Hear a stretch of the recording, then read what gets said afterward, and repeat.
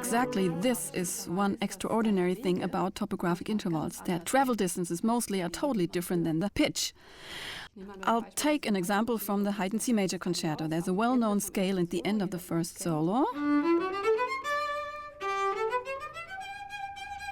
From G to G, with this fingering. With another one, everything changes.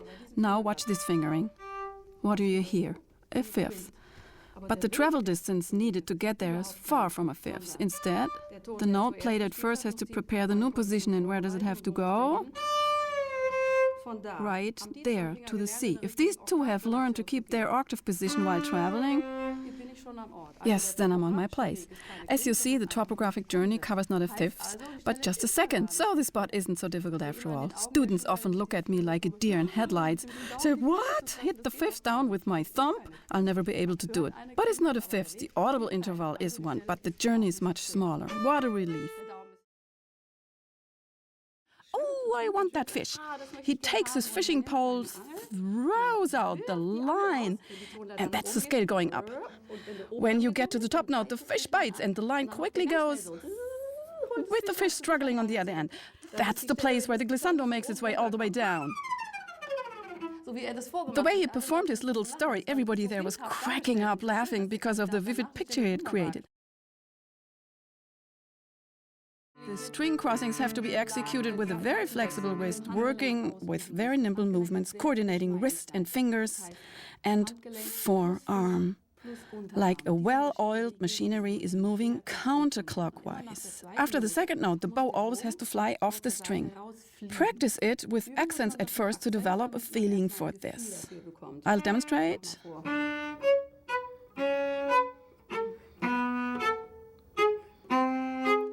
Really feel this push, or else your bow won't lift off the string. Because when it takes off, you might fear, ooh, I can't come back well without bumping onto the string. I better stay on it. But with harmonics, we're just at the right place.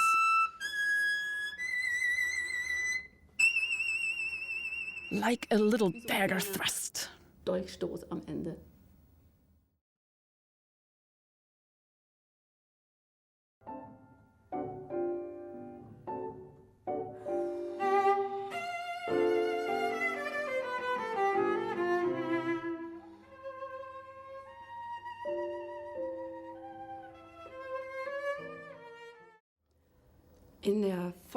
In this passage, Schumann plays with the motives, whether splitting them up or expanding them with ascending and descending lines, revealing his various moods.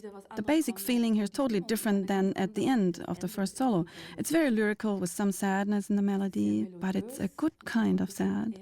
The music gives you a feeling there's hope on the horizon. A little cadenza leads into the orchestra entrance.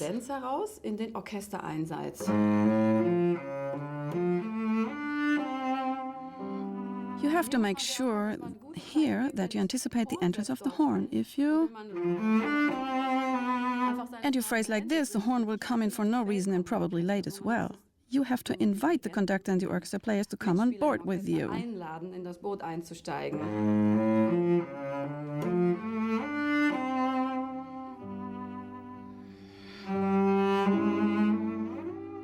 Here's a technical problem. How do I get to the G without slipping like stepping on a banana peel?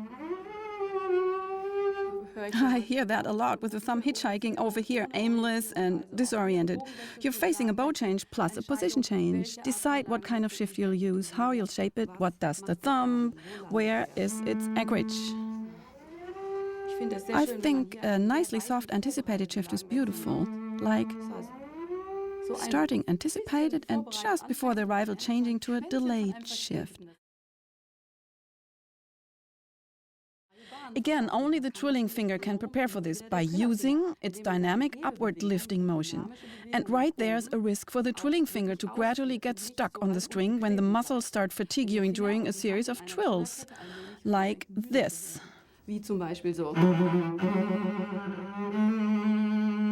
not being capable of lifting up anymore. Of course, the bow will start squeezing then too, because it feels what's happening in the left hand.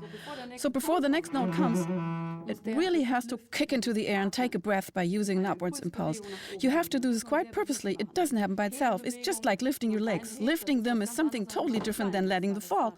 Falling motion doesn't require effort, but lifting motion requires muscle work. Your stomach muscles help lift a leg. When I lift a finger, a lot of forearm muscles are involved. Since it's demanding, the finger doesn't do it voluntarily. So you just have to tell your finger at the end, move.